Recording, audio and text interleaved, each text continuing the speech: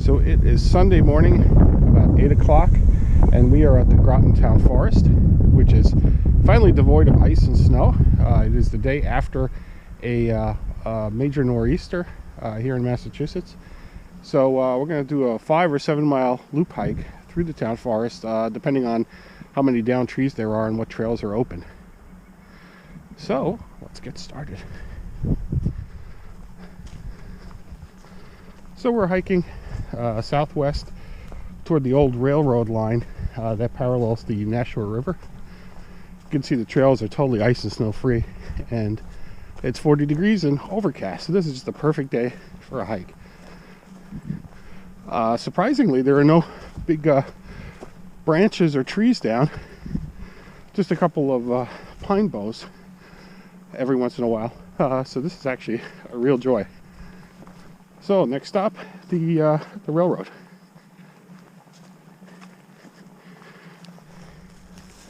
So here's a great view of one of the Kettle ponds that are back here in the Groton Town Forest. There's a number of these, and they're depressions that were carved out after the last glacial retreat.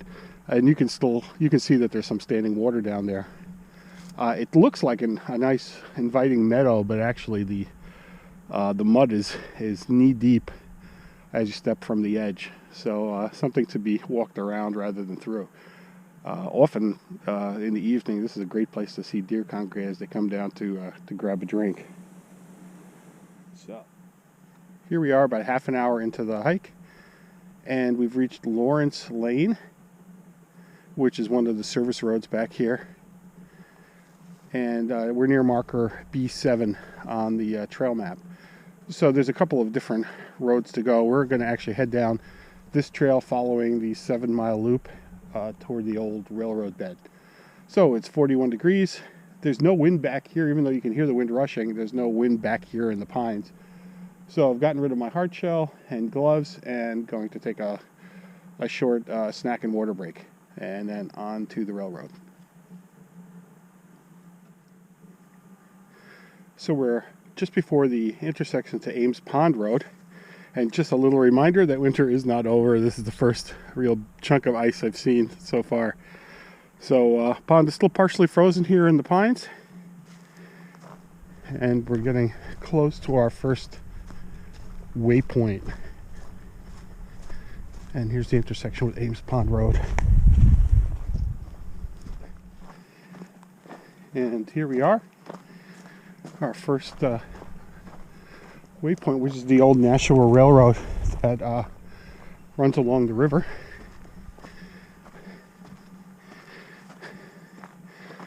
As you can see, oh, I got some blue jays we just flushed. And you can see there's a trail that runs down along the tracks.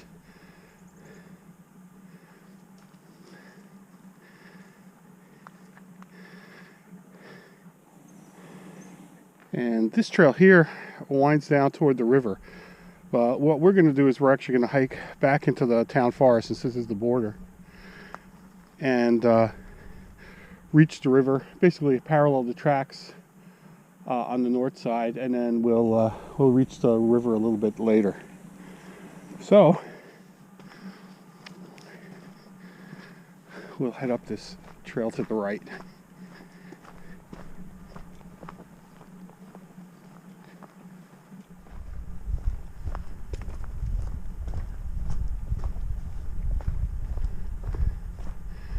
And so here we are at the northern side of the swamp. So we can go a little farther and get a view through the trees. But it's quite a large open area. Very little ice that can be seen here on the edges.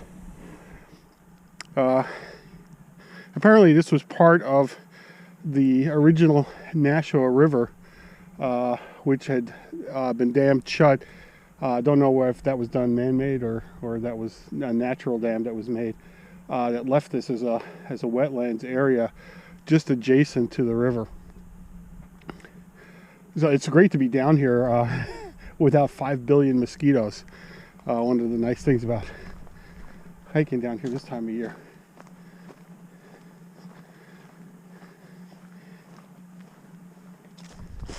So we finally arrived at the Nashua River. As expected from all the rain the last 2 days, river's running kind of high.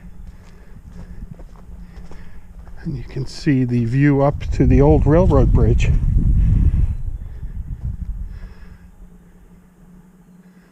So Nashua is sort of a strange river in that it flows from south to north, eventually dumping into the Merrimack up near Nashua.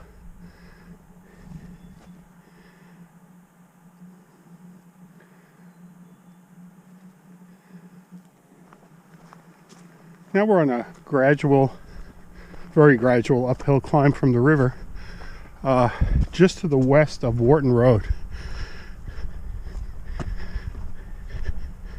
And the trail here, you can see, are a lot of areas that have been thinned out in the last couple of years. So there's a lot more oak and hardwood that's able to push up because of the increased light down to the ground. So nice little open meadows here. Which are also super places in the spring to look for birds.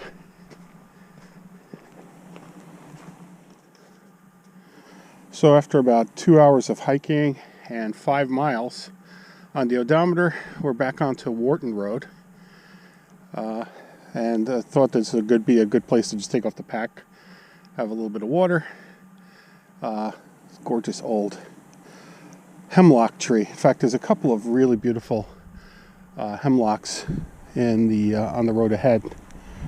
So we're heading toward a small ridge that overlooks the Dead River, which used to be an active branch of the Nashua, and the southern part of the branch silted over. So now it's basically a stagnant branch of the river.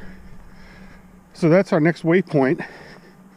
And after that, we're actually going to take a spur trail back down to the river to increase the hike length to close to 7 miles. So, Dead River, next stop.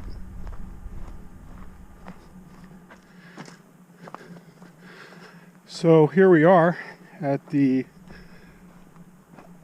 confluence of the Dead River. So you can see the Dead River on the right. It used to flow into the Nashua, which is on the left. And we have a little problem here in that our trail is now under a couple of inches of water.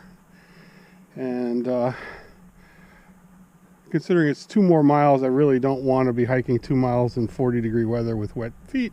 So I think it's time for us to head on back to the car. So we can still turn this into a little bit of a loop trail.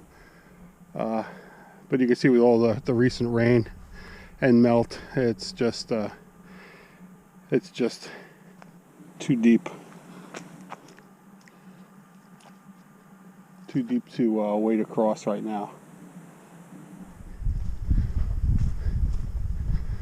Well, we're finally back after about 2.5 hours, a little over 6 miles, and having seen absolutely no one out on the trails. It's a really nice morning. So just to show, sometimes you can find nice trails right in your own backyard. Don't need to travel all the way up to the White Mountains.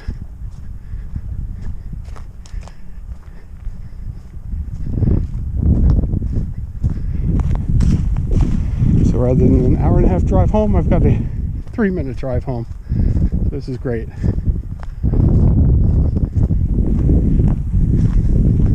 Until next time.